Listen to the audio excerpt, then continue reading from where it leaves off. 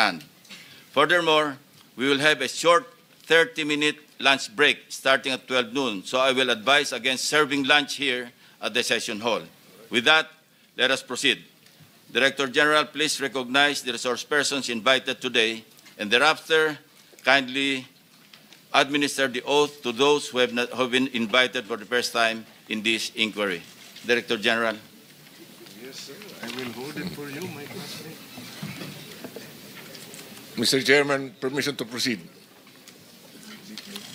From the Department of Public Works and Highways, Secretary Vivencio Dizon.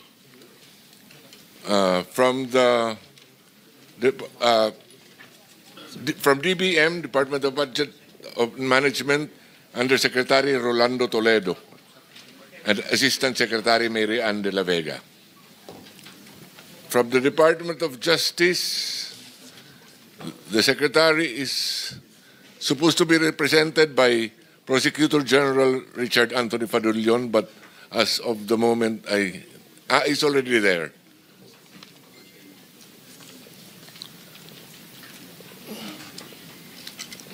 From the PAGCOR, they are represented by Assistant Vice President for Gaming, Licensing and Development Department.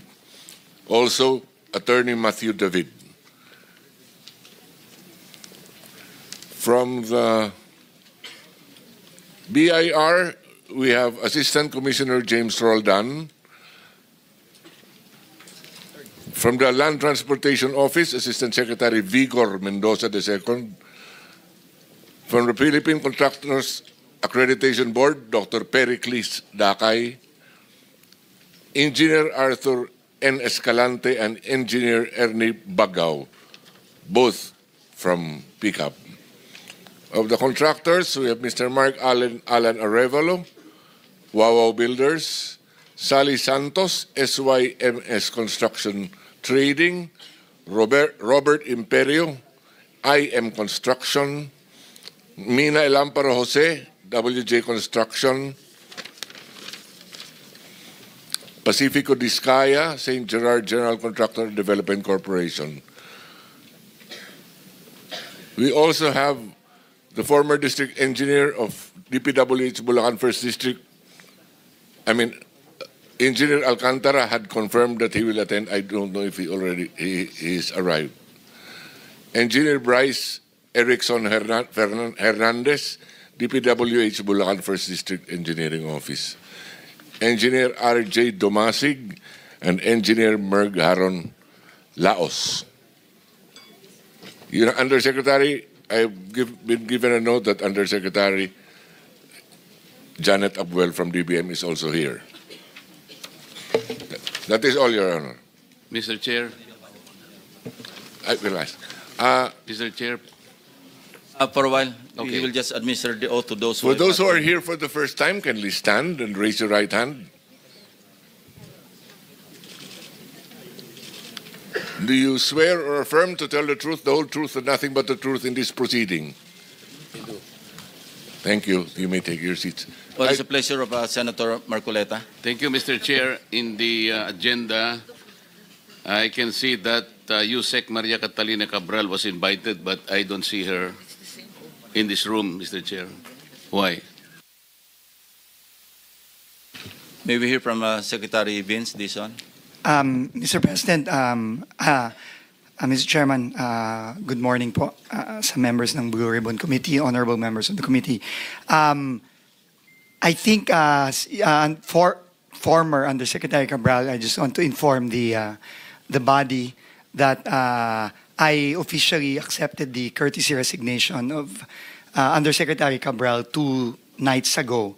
And I believe, Mr. Chairman, that I think she wrote a letter. No, she informed me by message late last night that she had written the committee to inform her of that, to inform the committee of her of the acceptance of her courtesy resignation, and thus I think requested not to attend. But of course, even if she is now just a private citizen and no longer part of the DPWH, I'm sure if the committee will require her to attend, she still must attend. but now no longer as a official of DPWH, but as a private citizen. Thank you, Secretary Dizon, for the information. Mr. Chair, I don't think her resignation will shield her from her responsibility. There are personal questions that we need to ask her. More particularly, Mr. Chair, your own expose, I still recall in your last privilege speech, her text message to Senator Soto is very damning. I mean, it is something that we need to properly process.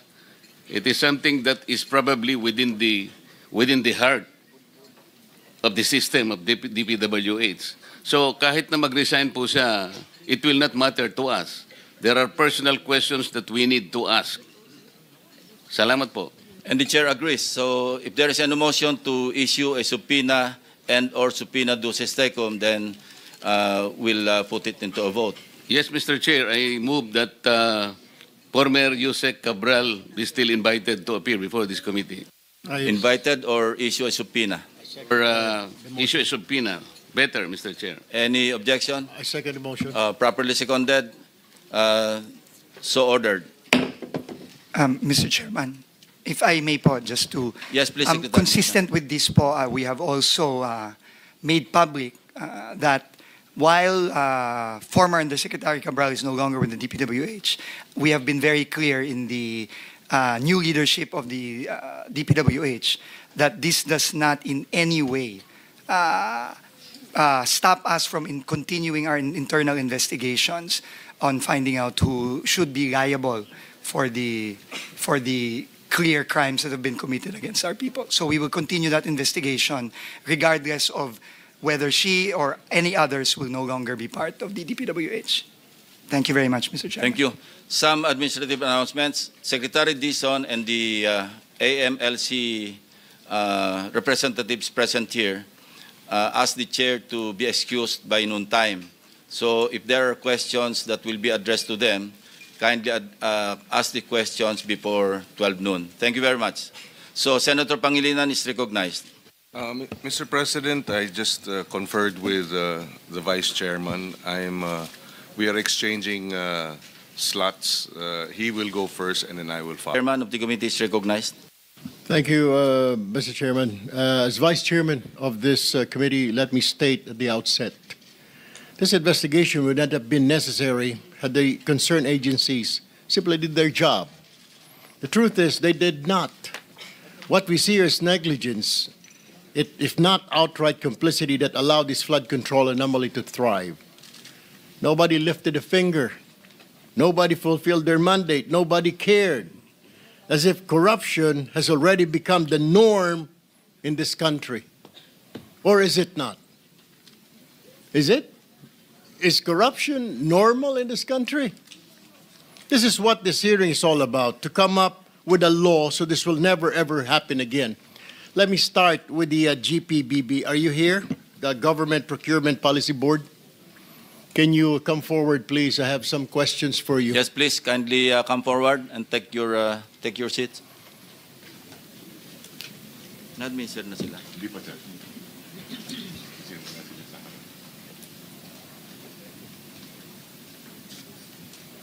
Classmate, seatmate, please. Dito na lang, pala kasama po. Oo, sige. Oo, kaya na.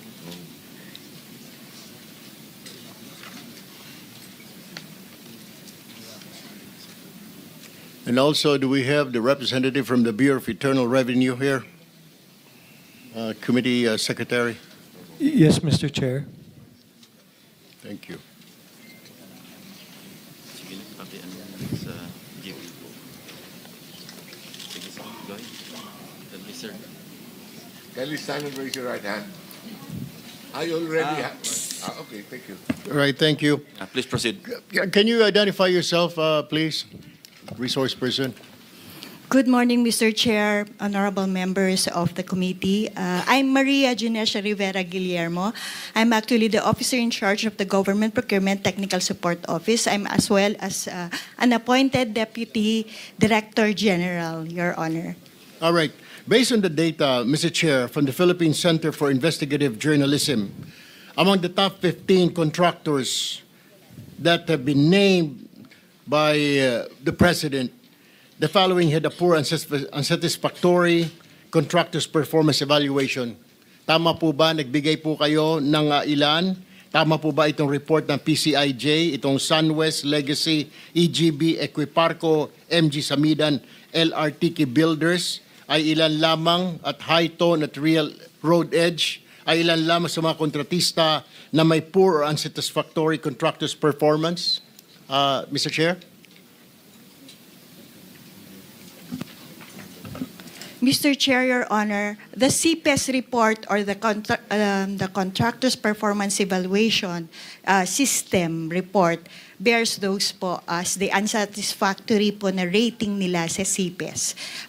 Just to clarify, if I may, Your Honor, Mr. Chair, the CPES is posted po sa GPPB website. However, this is being provided po by the CIAP po. And it's part of our mandate to be providing this po as part of our transparency measure with respect to government procurement. So totoo po ito, yung report na ito pong 8 contractor na ito out of the 15 that were named, meron po silang poor unsatisfactory performance. Tama po. If we, Ma'am, Mr. just Chair, say kung tama or hindi po tama. it bears, yes, Your Honor, it's in the report po. All right. Now, my next question, what do you do pag meron po mga unsatisfactory na mga report na ganitong contractor? Ito po ba ipopost lang ninyo? Hindi nyo pa bibigyan ang DPWH, ang PICAB na report na at pagkatapos po, correct me if I'm wrong, pag may mga ganito po poor performance, di po ba bina-blacklist po ninyo ito? Tama po din ba itong report na natatanggap ko? They're blacklisted? Mr. Chair, Your Honor, may I clarify po that the CPES report is prepared by the CIAP. Okay. And then the CIAP is actually having a lot of CIAP implementing offices, which of course they have to accredit. One of which is meron po ang DPWH na tinatawag po nilang CPES unit po, implementing unit. So they do this, the report is coming from them, it's being consolidated and given to the PDCB, the Philippine Domestic Construction Board. And then, binibigay po yun na copy sa amin, sa GPPB TSO, as part po, kaya po pinopost din po namin yon. Ngayon po, when it comes now to the rating, we do not do the blacklisting because this is the part po yan ng procuring entity. Now, if I may explain further po, what's the purpose of the CPES rating insofar as the procurement law is concerned? Under RA 9184 po, before this is only being looked into kapag ka-part po siya ng submission to support po yung single largest completed contract ng isang contractor. Meaning po, kapag magbibid po sila, yun po ay hinihingi as part po ng SLCC, yung sinusuportahan po niya. Pero, hindi po yun automatically na tinitingnan kasi kung halimbawa nag-submit din po yung ating bidder ng notice of yung acceptance, then our certificate of final acceptance, then that is only an alternate, an option po yung CPES. But under now sa ating procurement law, NGPA, 3 bagay na po na ginagamit na po yung CPES. Although even under RA 9184, it's already basis for blacklisting. But the blacklisting is at the end po yun ng procuring entity. So, that's a ground po for blacklisting under even RA 9184. Now, under RA 12009, it's now being considered as one of the ways to determine po yung eligibility, capacity po ng ating subcontractors. So, nire-require na po yun as part of the submission if there would be any subcontractors. Number 2 is the same pa rin po as supporting document din po siya ng single largest completed contract, pero hindi po siya yung automatically, option po siya. Kasi kung nakapag-provide naman po yung ating yung bidder for that project ng kanyang certificate of final acceptance, then they are able to no longer look into the CPES. Pero third, which is also very strengthened under RA 12009, is the requirement na yung CPES po could be the basis for blacklisting. But as I would emphasize, it's not GPPB Technical Support Office nor even our GPPB who's doing the blacklisting, Your Honor, Mr. Chair. So kayo nga ang nagba-blacklisting.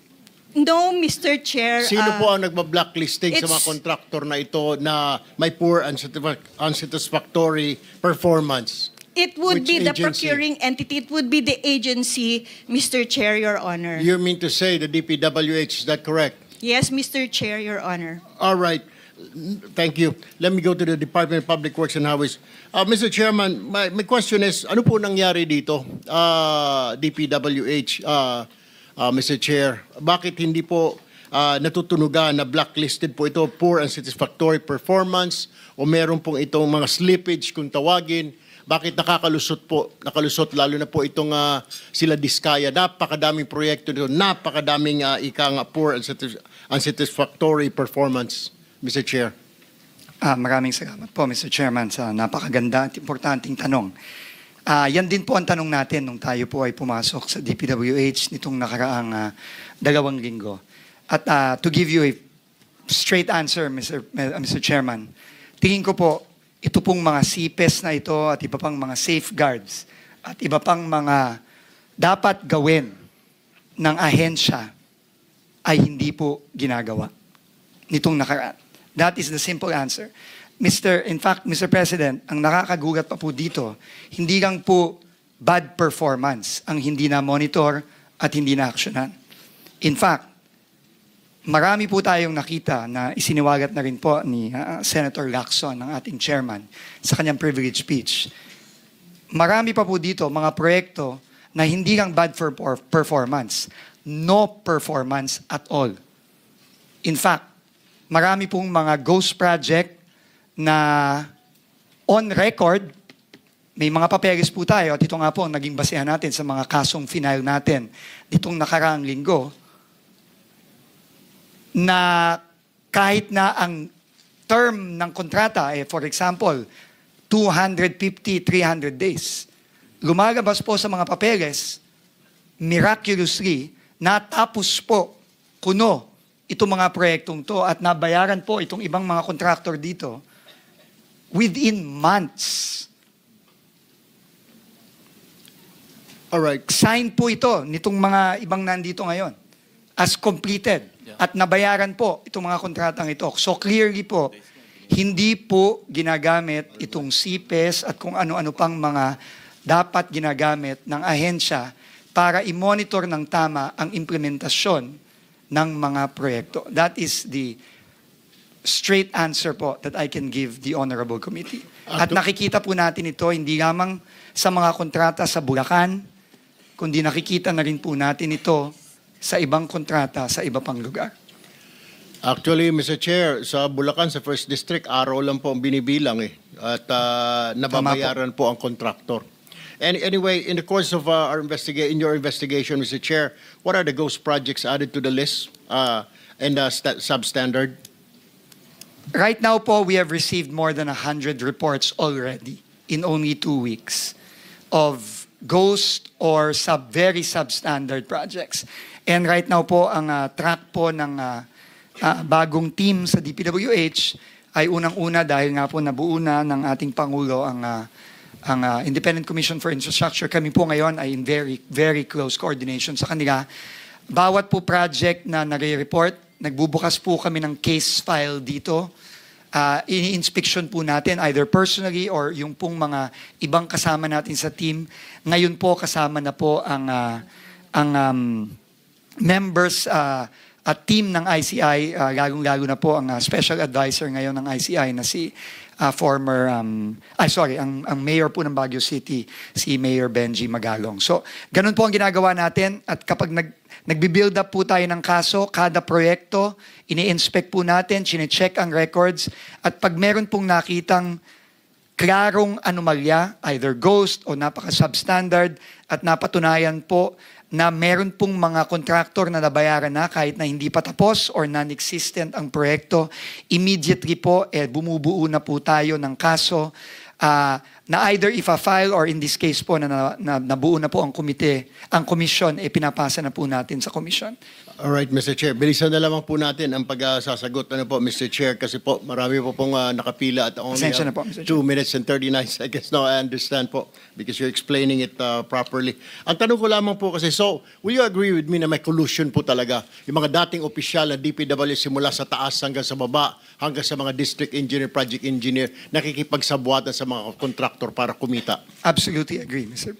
Chairman. All right. Ito yung sinasabi ko, Mr. Chair, na marami tayong ahensya na dapat, kung ginawa ng trabaho lang ng GPBB, ginawa ng DPWH ang trabaho nila, may iwasan po ito kaagad eh. May mga stopgap measures eh. Kagaya po sa DPWH, nandyan po yung tinatawag na Bids and Awards Committee, nandyan po yung Technical Working Group, na pwedeng harangin po kaagad na, oops, may red flag pala ito. Uy, teka muna, meron mo pala ito mga substandard, meron pala ito mga ghost project, dapat di na po pinapalusot. Tama po ba? Dapat doon pa lamang po napigilan na. Tama po, Mr. Chairman. Alright, let me go to the, nandito po ba ang SIAP? May representative po ng SIAP or PCAB? PCAB. What did you do? Meron po kayong mga listahan galing po sa SIAP. I'm sure binibigyan kayo ng SIAP na listahan, sabi ng GPBB, ng mga unsatisfactory, poor performance sa mga kontraktor. Bakit patuloy pa rin at hindi nakakansela ang lisensya? What is the reason? The list, Your Honor, is given to PDCB, the Philippine Domestic Contractors. Kindly identify yourself. I'm Pericles P. Dakay. I'm the chair of PCAB, Your Honor. Former chair? Chair. Yeah. Former. Is he the For- former chair? They resigned. Okay. So, alam ho ninyo, under po sa Republic Act 4566, may kapangyarihan po kayo na mag-imbestiga at aksyonan ang anumang mga kontraktor o isuspende, i-revoke ang kanilang lisensya. Tama po ba yon? Yes, Your Honor. Alright. Bakit hindi nga po nasuspende, patuloy, lalo na po itong mga diskaya, nakakuha pa ng bilyon, daan-daang bilyong kontrata? What did you do? We act, Your Honor, when there is a complaint that is forwarded. So, to our kung wala pong complaint, hindi po kayo kikilos. Tama. Dahil walang complaint, hindi kikilos. Though meron po kayong katibayan, may report na na poor performance yung kanilang trabaho, substandard, hindi po kayo kikilos. No, Your Honor. There was no report that was forwarded to us regarding substandard performance from. Hindi kayo binigyan ng SIAP dahil the GPBB is saying na galing sa SIAP yung mga report ng substandard? Or are you lying? No, I'm not lying, Your Honor, because Kasasabi lang po ng GPBB kanina na galing sa SIAP. Under kayo sa SIAP, di po ba? Yes. Dapat po kayo po nag-iimbestiga rito. Bakit hindi po? that's the Philippine Domestic Construction Board, Your Honor. Kaya nga po, hindi kayo binibigyan ng kopya na SIAP. No, Your Honor. Hindi kayo binibigyan. O siguro kasi busy lang din kayo sa paghahanap ng proyekto sa gobyerno. Kasi isa sa mga requirement, dapat kontraktor ang mga board member ng PCAB. Mr. Chairman, member ng PCAB. Mr. Chairman, I have, for your information, I have filed a resolution to review. We have to review this law kasi kalukuhan po ito. It directly go against dito sa sinasabi nating conflict of interest, Mr. Chair. Yes, kindly wind up because you have 10 seconds left. No, Thank that's you. all. That's it for me, Mr. Chair. I'll just do another round of questioning in the second round, Mr. Chair. Thank you very much, Senator Erwin Tulfo. Senator Pangilinan is recognized. Thank you, Mr. Chairman. Magandang umaga. Ang ilang mga katanungan, direkta na sa mga tanong. Secretary Dizon, nabanggit ninyo, 100 ghost projects and substandard projects. Tama po ba yan? Opo, yun pa lang Yes. po ang natatanggap naming mga reports as In of the last, today. in the Last 2 weeks alone. meron na ba kayong findings? Sino-sino ang top 15 doon sa 100 mga substandard o kaya ghost projects? Ghost projects muna. Meron na po tayong Sino ang mga top-notcher? Opo, meron na po tayong ilang mga findings. Ito po ay ongoing ang ating case investigations. Pero ang pwede ko pong sabihin ngayon, yung pong na-file nating kaso nung nakaraang Huwebes against 26 individuals, including 20 DPWH and former DPWH personnel, as well as several contractors. No? Kasama po dun sa mga na-discover nating ghost projects, unang-una po yung binisita ng ating Pangulo mismo sa Baliwag. Ito po ay, ang contractor po dito ay Sims Construction. Meron din pong ghost project na pinilit na hinahabol kahit na last year pa po sinabi na completed na. Pero na pag-alaman po natin na 3 weeks o 1 month ago lang nagsimula ulit ang trabaho para lang ipakita na merong project doon. Ito po ay sa Wawaw Builders. No? At meron din po tayong kinasuhan sa St. Timothy Construction Company. Yun po ang mga contractor na nakasuhan na po natin as of now. Pero kami po ngayon ay tuloy-tuloy pa rin po ang case build-up at pagbubuo ng kaso na nakikipagtulungan po tayo ngayon sa ICI. St. Timothy. Opo. Sino ang kontraktor ng St. Timothy? Diskaya po. I think lumabas na rin po yun dito sa mga hearings Yes. nung nakaraan. Dahil sa kanilang sumpang salaysay, sabi nila wala silang mga ghost project o wala silang mga substandard. At least yun yung sinasabi sa testimonya. So mukhang hindi tugma dun sa findings ninyo Opo. at yung sinasabi sa sumpang salaysay ng mga diskaya. Tama po kayo. Okay. Yung sinabi niyong 20 DPWH na mga district engineer, these are 20 district engineers? Hindi po. Mr. Chairman, our first case is only limited to projects in the 1st District of Bulacan. Yung pa lang po yun. No? 20 na pong katao ang nadamay sa isang kaso pa lang sa isang district engineering office sa Bulacan. So dito sa 100 ghost projects at substandard, saang mga lugar ito? Iba-iba po, Mr. Chairman. No? Offhand. Offhand po, I can remember, meron pong mga reports tayo na nakuha sa La Union, sa Oriental Mindoro, sa Nueva Vizcaya, sa Eastern Samar, meron din pong mga ibang mga proyekto sa Mindanao. Pasensya na po, Mr. Chairman, hindi ko na po maalala sa dami. Pero nakikita po natin na hindi lang po ito nakasentro sa Bulacan lang, kundi mukha pong buong bansa po ito. Mr. Chairman, may we request that the people, at least a selected number of possible, how do you call it, players in La Union, Oriental Mindoro, and Nueva Vizcaya, whether government or contractors, be invited in the next hearing? Yes, we have to identify them first. Yes. Yes, thank you, Mr. Chairman. Secretary Dizon, ang ating pagkaalam, at ito ay nakausap natin si former Secretary Babe Singson, na ang patakaran dati para involved ang LGU at Regional Development Council ay pagka 50 million and below ang proyekto, district engineer. Pero pagka 50 million and above, kasama na ang Regional Development Council sa pagbubusisi sa mga proyekto. Tama po ba yan? Noon dating patakaran. Tama po, no, ika-clarify ko lang po, no. Sa tingin ko po ang tinutukoy niyo po ay yung thresholds of authority ng district, region, etc. No? Yes. Nung pong time ni Secretary Babe Singson, ito po ay nasa 50 million pesos. Yes. Meaning po, pagka below 50 million and below, sa district po yan. Above 50 million sa region na po yan. Ito po ngayon ay itinaas. At ngayon po ay naka-threshold na po sa 150 million sa district. Pero nung panahon na yun, 50 lang po. At pag sinabing Regional Development Council, sino ang involved dyan sa pagbubusisi? Well, ang magpapa-bid out at ang mag-i-implement po kapag above 50 million nung panahon po ni Secretary Singson ay regional office na po ng DPWH, hindi na po ang distrito. Pero ngayon po, tumaas na po ang mga thresholds na yun. Yes, pero hindi ba pag regional office, saan ang involvement dati ng mga probinsya, ng mga local governments? Meron ba?